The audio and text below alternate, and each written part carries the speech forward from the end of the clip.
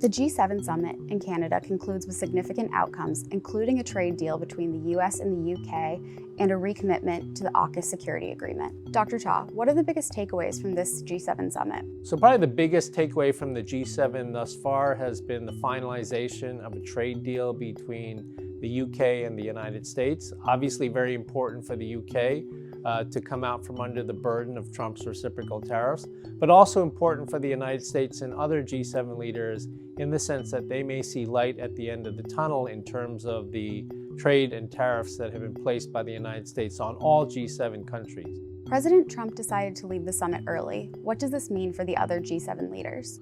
Trump's early departure for the G7 summit clearly had to do with the war between Israel and Iran. But for other G7 leaders, many of the things that they wanted to accomplish with the United States will not be realized. At the same time, two other leaders dearly needed a meeting with President Trump. President Zelensky of Ukraine, who was looking to build on the dialogue that was created during their one-on-one meeting at the coronation of the Pope. And of course, the newly elected leader of South Korea that was looking for his first meeting with the US president as a prelude to eventually hosting the president at APEC in Busan later this year.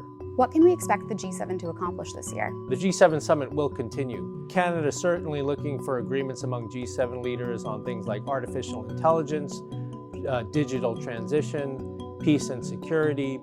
At the same time, the leaders, I think, will also look to have more agreement on furthering sanctions with regard to Russia. This has been on the German agenda, as well as looking for new opportunities on cooperation in other areas, including climate change, as well as some of the other issues that G7 leaders have addressed in past summits, including labor security, food security, economic resilience, and development.